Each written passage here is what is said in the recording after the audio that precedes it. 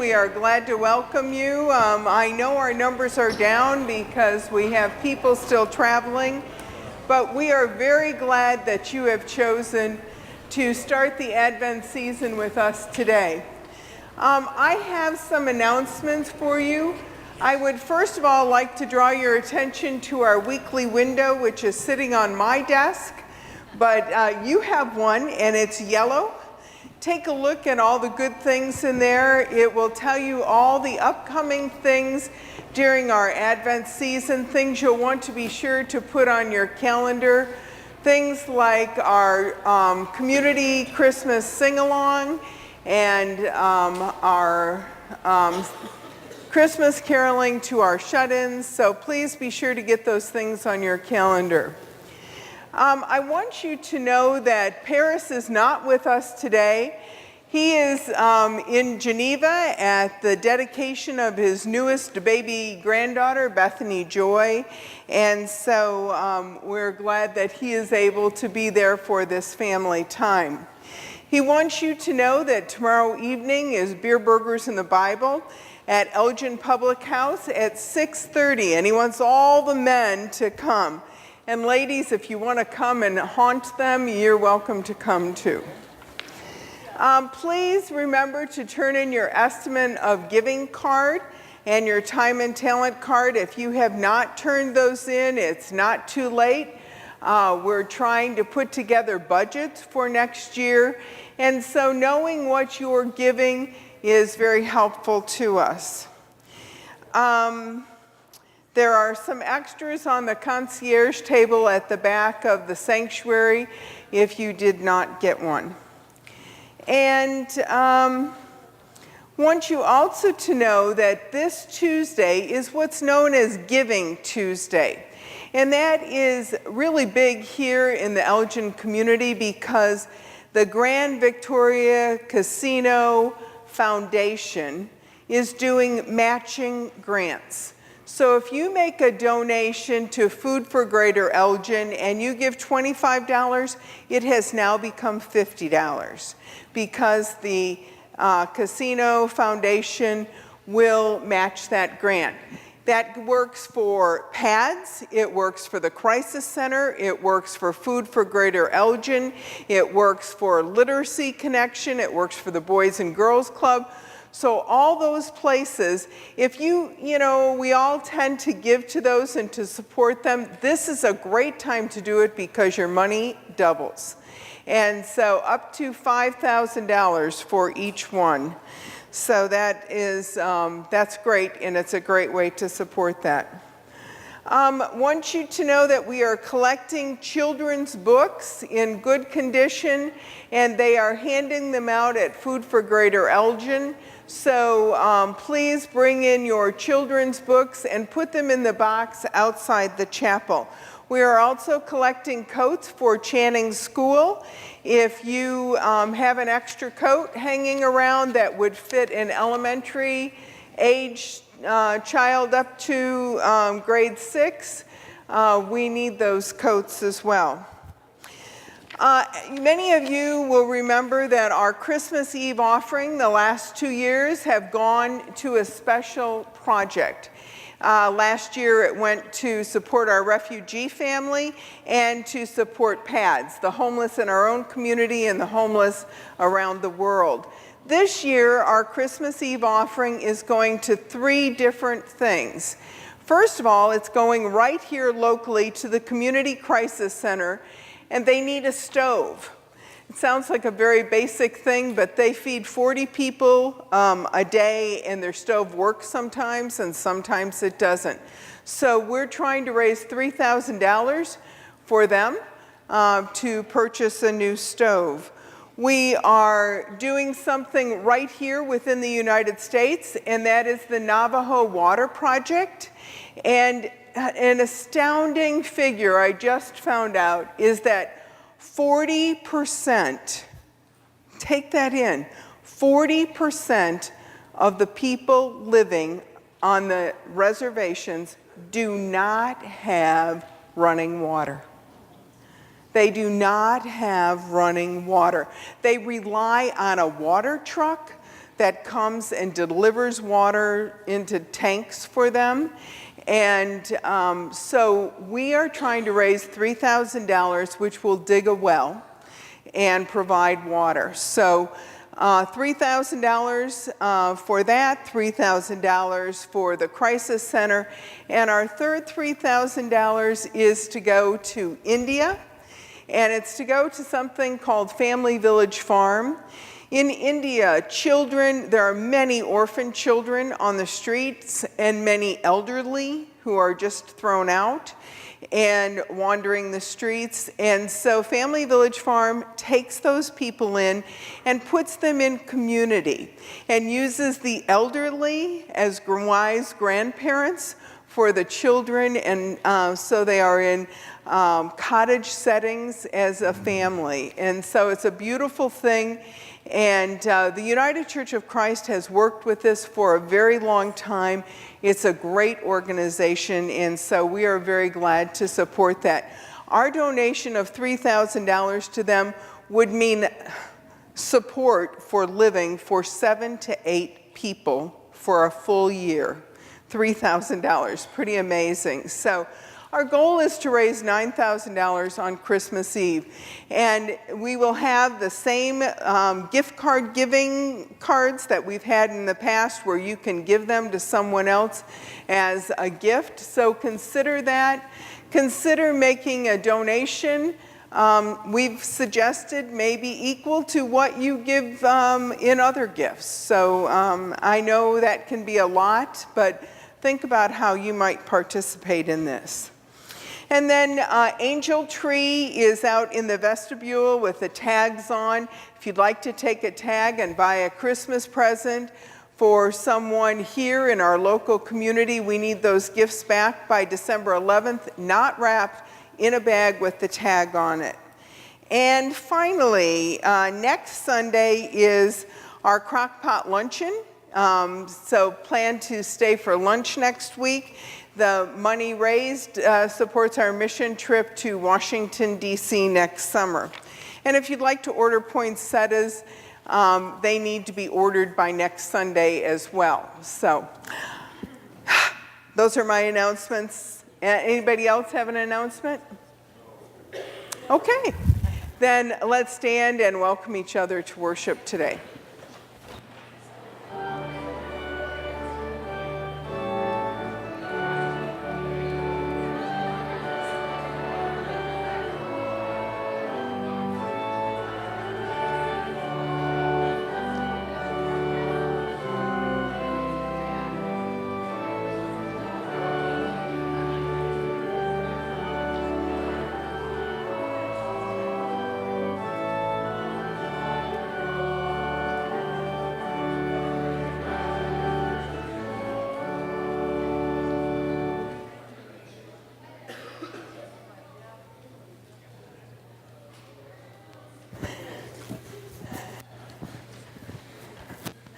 Let us remember that, guided by the Holy Spirit, the purpose of First Congregational United Church of Christ in Elgin is to God's truth, practice Christ's teachings, and love others unconditionally. God is still speaking. Let's be listening.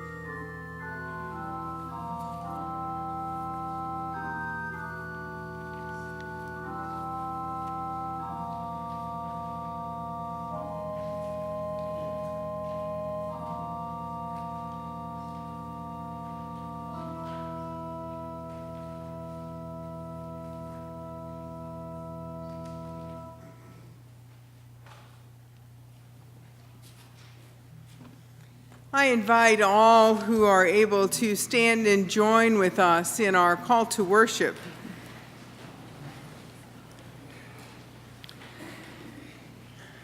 The day foretold is coming.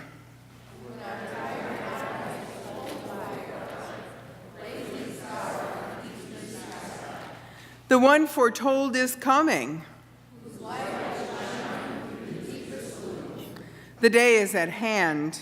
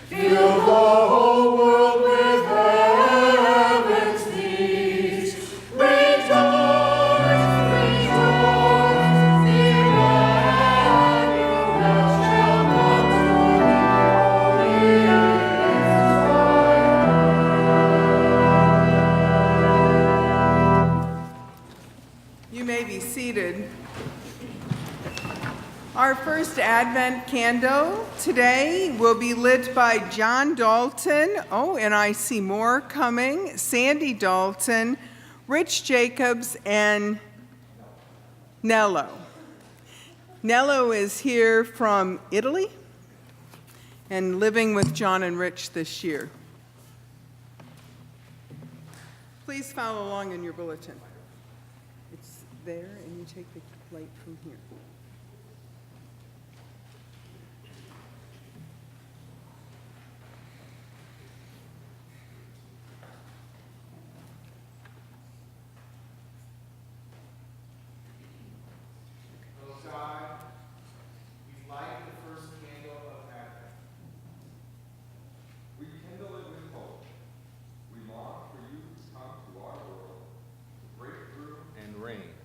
With compassion, justice, and peace. The prophet Isaiah also cried to God to tear open heaven and come down. He called God's people to do right. Isaiah called them to be refashioned like clay by God the potter. This Advent we call out to God. Mighty God, creator of the world, break through all that keeps us from you. We ask for your mercy and reform us in your image. This Advent, visit us with your justice, love, and peace. Amen.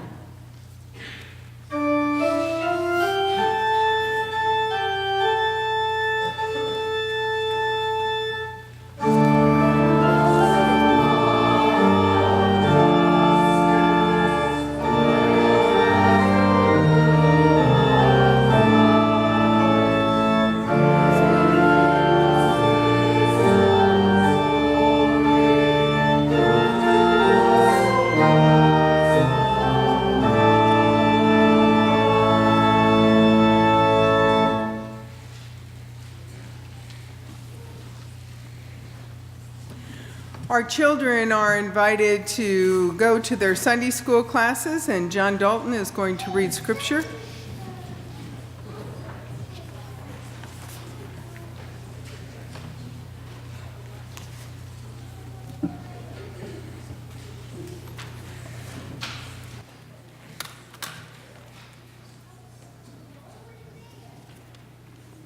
Did you remember? I remember.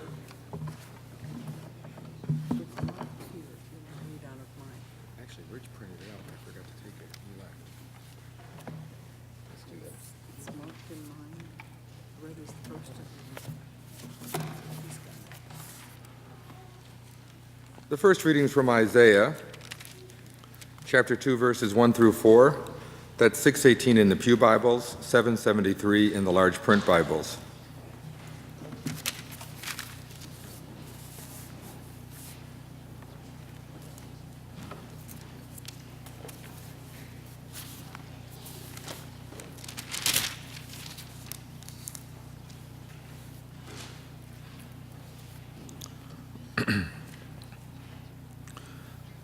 The word that Isaiah, son of Amos, saw concerning Judah and Jerusalem. In days to come, the mountain of the Lord's house shall be established as the highest of the mountains, and shall be raised above the hills. All the nations shall stream to it. Many peoples shall come and say, "Come, let us go up to the mountain of the Lord, to the house of the God of Jacob, that he may teach us his ways, and that we may walk in his paths. For out of Zion shall go forth instruction, and the word of the Lord from Jerusalem. He shall judge between the nations. He shall arbitrate for many peoples. They shall beat their swords into plowshares, and their spears into pruning hooks. Nation shall not lift up sword against nation, neither shall they learn war anymore." The second reading is from Psalm 122, that's 560 in the Pew Bibles, 702 in the large print Bibles. A song of ascents of David. I was glad when they said to me, "Let us go to the house of the Lord. Our feet are standing within your gates, O Jerusalem. Jerusalem, built as a city that is bound firmly together. To it the tribes go up, all tribes of the Lord, as was decreed for Israel, to give thanks to the name of the Lord. For there the thrones for judgment were set up, the thrones of the house of David. Pray for the peace of Jerusalem. May they prosper who love you. Peace be within your walls, and security within your towers. For the sake of my relatives and friends, I will say, peace be within you. For the sake of the house of the Lord our God, I will seek your good." Amen. Muchas gracias.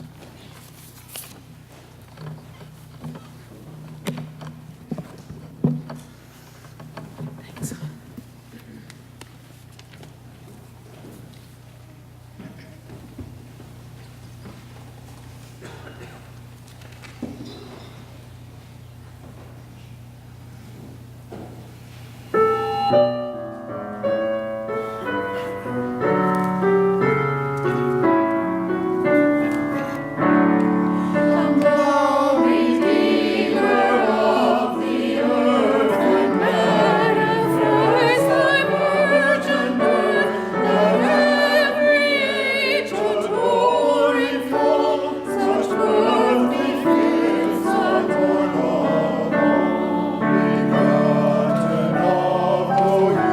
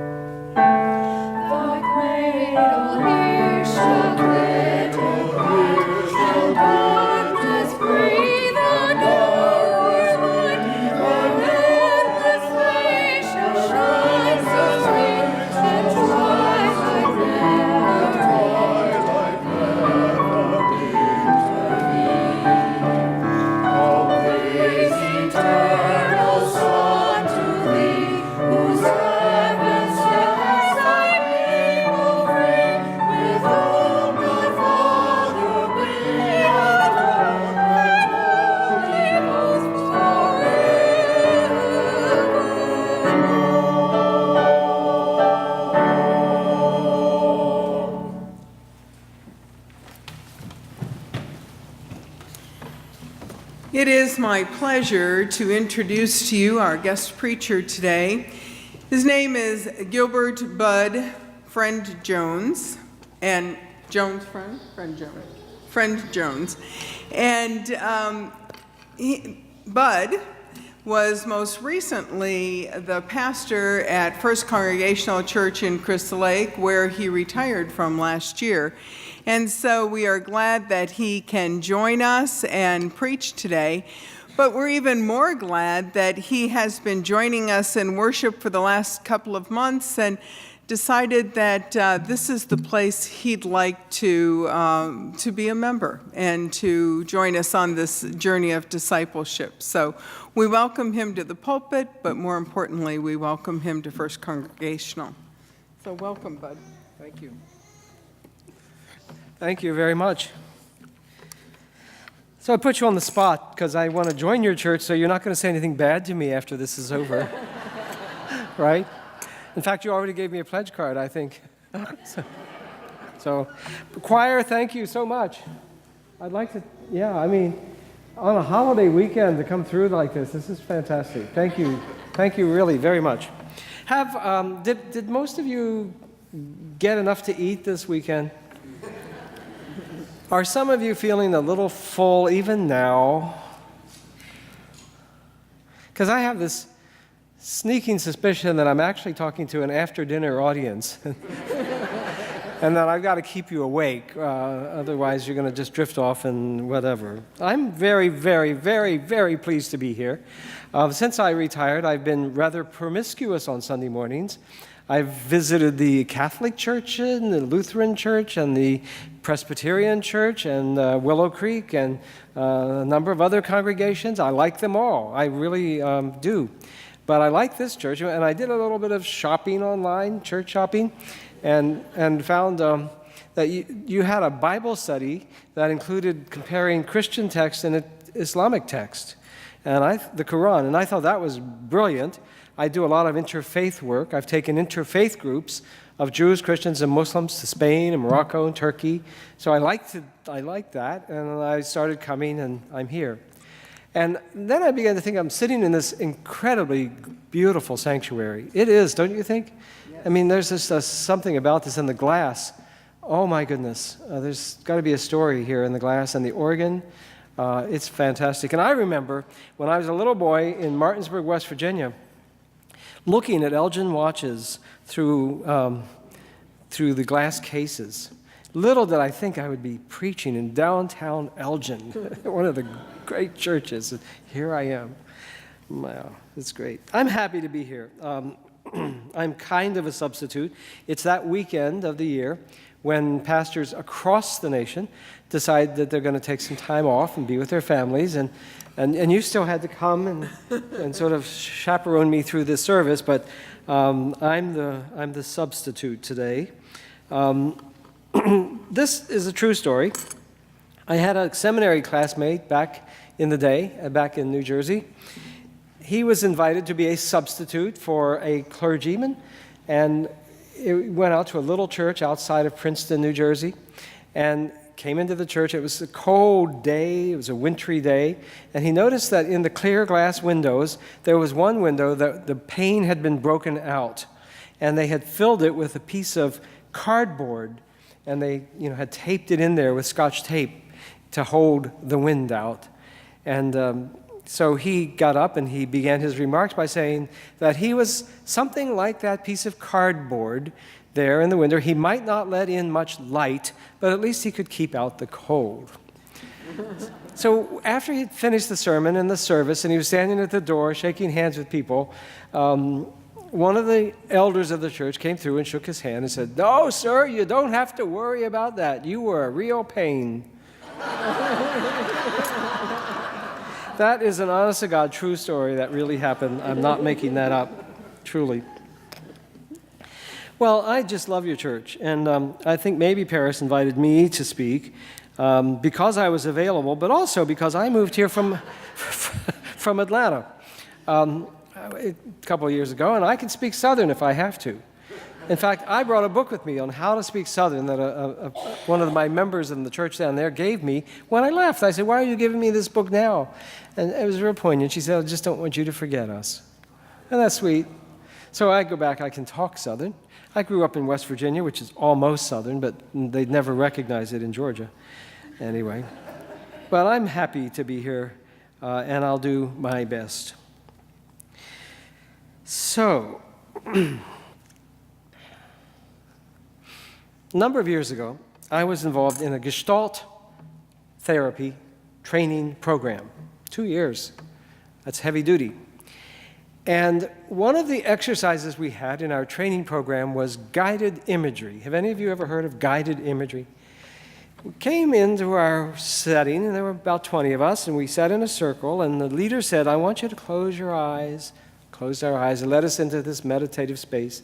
And then she said, "I want you to imagine climbing a mountain." Okay. So I closed my eyes, and then started imagining climbing. I was going to have you do that, but I thought you would go to sleep, and I didn't want that to happen. But I did that. I started thinking about this, and I'm climbing this mountain, and all of a sudden, I'm holding on to a rocky cliff that's behind me, 2,000 feet down if I fall, and I'm holding on, and I've got this big, heavy backpack that's pulling me back, and I'm doing everything I can to climb this mountain, right? So then later we're sitting in the circle and we're supposed to share our stories. I was sharing mine. And a friend of mine, one of the other classmates, told her story. And she said, "Well, I was going up the mountain and there was this big, broad path and it was very gentle and a few steps and there were some flowers and the birds were singing and the weather was beautiful." And I thought, how'd she get that one, Why did I get... And of course, that's part of the therapies. What do you do with your life? How do you make life hard for you? I made life hard for myself, and I do. I tend to make things difficult. They don't need to be. But climbing the mountain is a really significant piece of our human experience and our spiritual experience. When I was about 14, and we had a couple of teenagers up here a little bit earlier, maybe some others. When I was about 14, I went to church camp in the Shenandoah Valley down close to Harrisonburg, Virginia. And as part of the camp, they offered us the opportunity to go hiking up Massanutten. And I accepted. Not too many went, but I did go. And we hiked up. It was a hot day. And I remember sweating and being a bit out of breath when I finally got up there. But when I got up there to the top of the Massanutten Peak and we looked out over the Shenandoah Valley, have any of you been there? It was astonishing. It was amazing. It was an incredibly beautiful day, and it was quiet, and it was peaceful, and far, far away you could see the farms, and you could see the cows, and you could see the corn, and you could see also Harrisonburg a little bit, and James Madison University, and all was well with the world. It was something. And I remember in that experience being overcome by some kind of deeper, greater, bigger experience, some kind of unity with all of that. I felt like I was one with it. Does it make sense? I felt overcome and overwhelmed and at peace with my soul. It is well with my soul. I felt that. And I came down a changed person. I really did.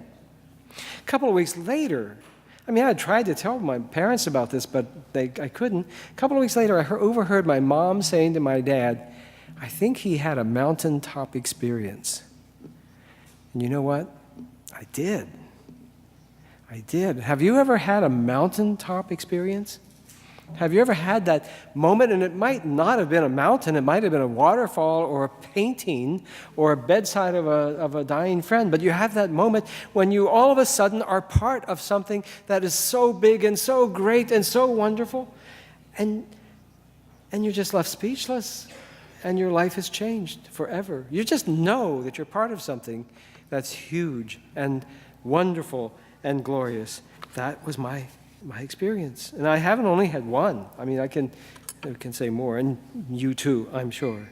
Well, that's what Isaiah is saying in this text today. He's saying that in the days to come, all the nations of the world will go up the mountain of the Lord, to the Lord's house, the mountain of the Lord's house, which shall be established above all other mountains. In other words, a really big mountain. And that's where God's house will be. I felt like I had been in God's house in the Shenandoah Valley, really. All nations, and the word there is ethnicities, peoples, all the diversity of the planet will make its way up the mountain to the house of the Lord. And you have to know when you're reading Isaiah, this is a really, really critical part of Isaiah's vision, the mountain of the Lord. It's central to his vision and to his theology, this vision of God's holy mountain. In Isaiah 25, one of my favorite chapters in the Bible, on this mountain, the Lord Almighty will prepare a feast. Well, I maybe shouldn't talk about feast after Thanksgiving because you've heard enough. But he shall prepare a feast of rich food for all peoples. There's that word again. For all nations, a banquet with clear, well-aged wines and the best meats. And today, he would add in a table for vegans too. And on this mountain, he said, he will destroy the shroud that enfolds all peoples, the shadow of death that hangs over the earth. And he will wipe away the tears from all faces and remove the people's disgrace from all the earth. The Lord has spoken. And that speaks to me too, because I experience even today a shroud that hangs over the earth. I experience this shadow that hangs over all of us. Do you? Do you? I remember in West Virginia, growing up, that there was this radio preacher who really spewed hatred. I mean, it was nasty. It was mild by today's standards, but it was awful. And I remember thinking as a kid, well, he's going to die, and then the world will be okay. Like, there couldn't be more of those people, and my generation was going to grow up, and we were going to be good, kind, loving. We're going to fix things. We're going to make things right. He did die, but that hatred, it's still circling around, banging around, isn't it? We still hear it. The shroud that enfolds all people, the shadow that hangs over our heads, is very real indeed. But we want to rise above that. We want to go up the mountain.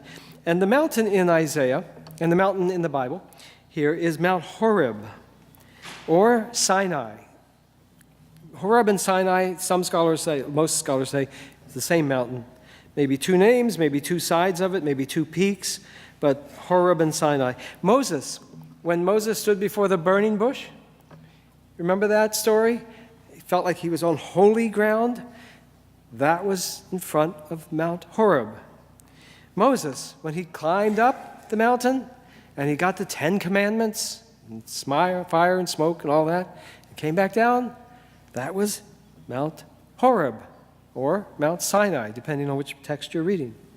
Elijah, when Elijah was fearing for his life and was running away and hid in a cave, what did he experience? But the presence of God. And where did he experience it? But on a cave on Mount Horeb. And what did in that case, the experience of the presence of God wasn't pleasant and nice. God basically came to him and said, "What are you doing here? You got work to do. Get out of here. Get moving. Go on. Keep going. And I'll be with you." One of the theologians who has inspired me over my lifetime was Howard Thurman. Howard Thurman was one of the great African-American theologians of North America ever. Martin Luther King Jr. used to carry his book, Jesus and the Disinherited, in his briefcase all his life, and probably plagiarized from Thurman as well, I think. Thurman, when he was a young man, with his wife, went to India on a kind of diplomatic mission between students from America and students in India. And they engaged in dialogue and discussion. while he was there, he went to Darjeeling for the Christmas holiday. And while he was in Darjeeling was 7,000 feet above sea level, within sight of Mount Everest. And so they had the 7 days when they were just going to relax and always in the presence of Mount Everest. I mean, what a great opportunity that was. At the end of the Christmas holiday, he said, they announced to them his words, "Piece de resistance." They said to them, those of you who want to, you can climb with us up to see the sunrise over Kinchenjunga. He also elsewhere talks about the Khyber Pass. I'm not sure if it's the same story, but he wanted to. So there were a few, not many, but there were a few. And they had to walk 2 miles up Tiger Hill, and they had to leave at 2 a.m. in the morning in order to get there in the darkness to see the sunrise. He said he didn't realize how out of shape he was from all the travel till he started that 2-mile walk. And then all the food he had eaten the whole time he'd been in India. He loved the Indian cuisine, as hot as it was, as spicy as it was for him. But he felt all of that weight on him. And he said he had to stop about every 10 minutes and lie down, literally. And his guides were just sort of like, "Oh, okay, Howard, come on, we got to keep going." And they did get up to the top. He said it was completely dark, no light. Couldn't see anyone, but you could hear them breathing. So there were other people who had made the same journey, and they were up there, and you could hear each other breathing, and no one talked. And they waited, and they waited. And then he said there was a faint finger of sunlight that suddenly illuminated the whole landscape like that, he said. And he could see the golden, glowing peak of Mount Everest. And then he said it only lasted for a minute, and then the clouds closed in, and he could see it no more. But he said in that 1 minute, in that one vision, he saw the whole world. He saw as far as you can imagine, way up there, illuminated by this glorious sun. Truly an amazing experience.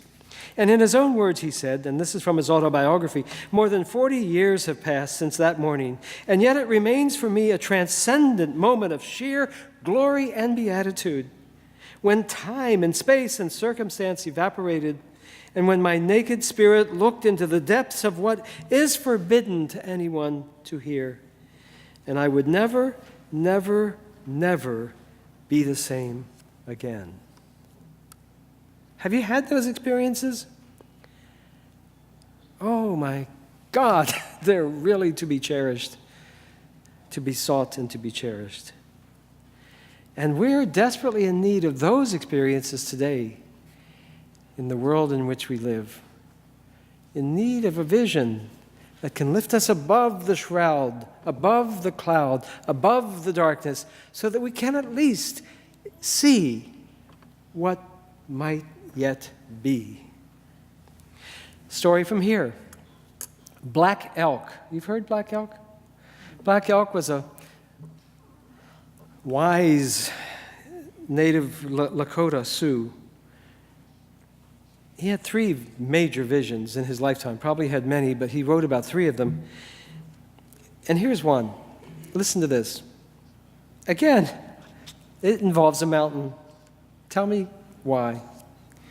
So he said, "I was standing on the highest mountain of them all, and round and beneath me was the whole hoop of the world.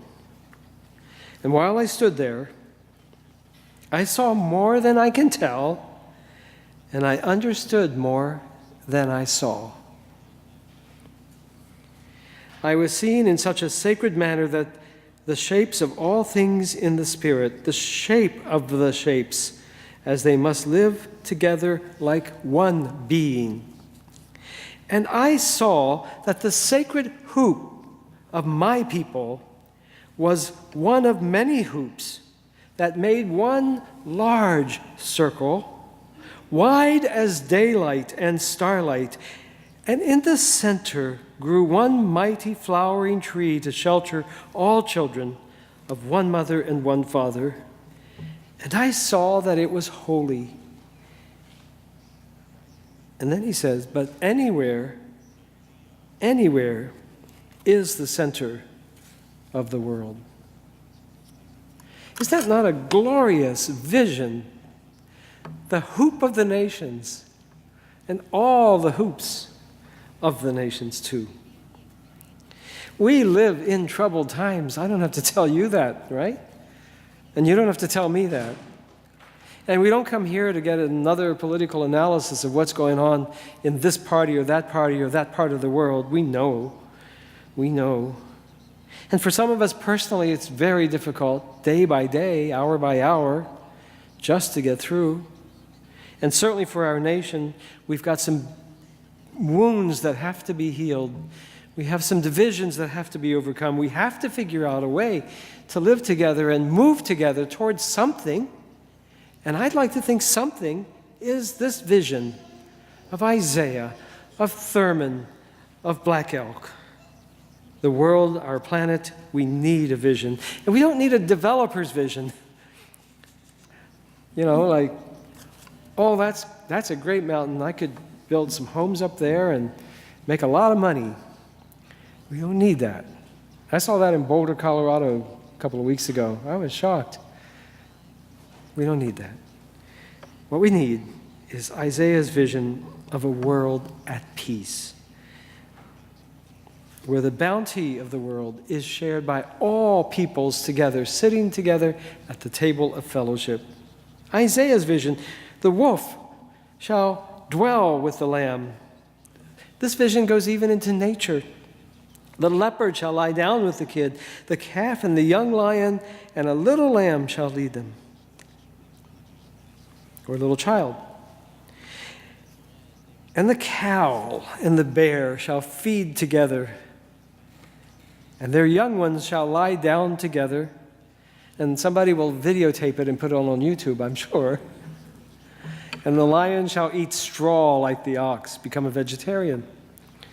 And the infant will play near the cobra's den, and the young child will put his hands into the viper's nests. Isaiah's vision. And they shall beat their swords into plowshares, and their spears into pruning hooks, and their guns will be gone. Nation shall not lift up sword against nation, people against people, neither shall they learn war anymore. They will neither harm nor destroy in all my holy mountain, for the earth will be filled with the knowledge of God as the waters cover the sea. Is this not a vision worthy to aspire to? Is this not a vision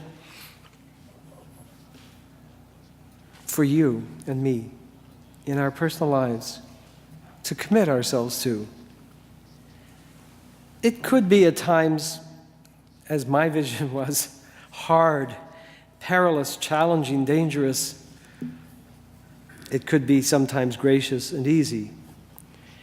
But we need a vision or we will perish. F.C.C.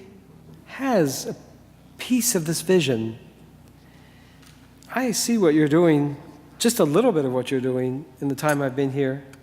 I was attracted to this church because not just the Bible study with the Quran, but the multicolored benches that welcome everybody to this church. That's important. The food for Greater Elgin, the food pantry, the crop walk, a lot of food ministries around here. Habitat, pads, soup kettle, more food. It goes on. So, here we are. We have a vision, we have a challenge, and at this beginning of Advent, as we begin our meditation towards Christmas and towards the new Christian year, we're climbing. I'd like to close with a poem that has meant a lot to me for many, many, many years by Langston Hughes. Some of you have heard it before, and some of you will hear it for the first time. It's called Mother to Son, and it's all about climbing. Well, son, I'll tell you, life for me ain't been no crystal stair. It's had tacks in it and splinters and boards torn up and places with no carpet on the floor. Bare. But all the time, I's been a climbing on and reaching landings and turning corners and sometimes going on in the dark where there ain't been no light. So, boy, don't you turn back. Don't you set down on the steps 'cause you find it's kinda hard. Don't you fall now, for I's still going, honey. I's still climbing. And life for me ain't been no crystal stair. Amen.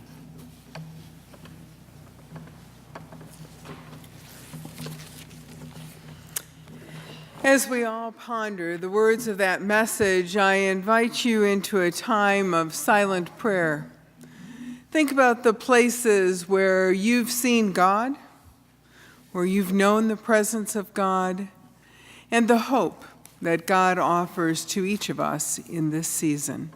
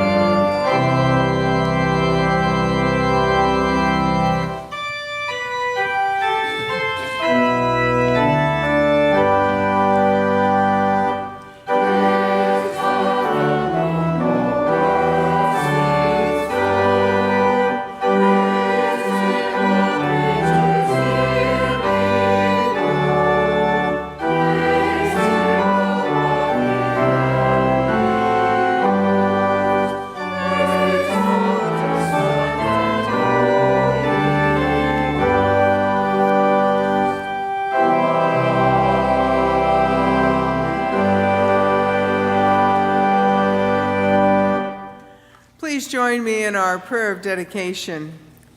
Giver of all good things, as we offer these gifts to you, open our eyes to see more clearly all that we have been given and all that we have to give. Stretch our capacity to give of ourselves, our love, our companionship, and our material resources, wherever they are needed. Amen.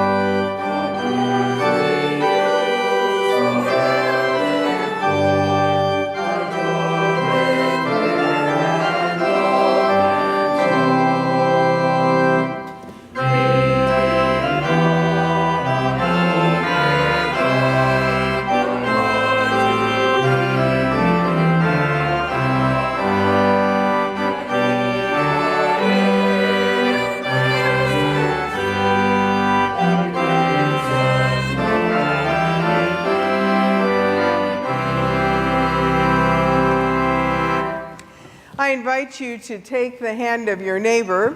You will need your bulletin, so you're going to need some dexterity here. You know, maybe you can hold it between your fingers. And I want you, first of all, I want to say thanks to Bud for his sermon today. It was great to have you with us. And I know you all can't clap because you're holding hands, but you'll be able to greet him at the door. And then I also want you to notice that in the benediction, there's this leader part.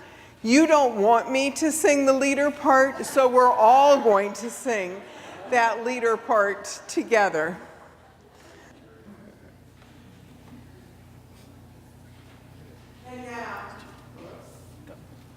And now, as you go out, may you look for those mountaintop experiences, those places where God is right before you, around you, nudging you on. And may God bless you and keep you. May God's face shine upon you and be gracious to you. May God look upon you with peace this day and always. Amen.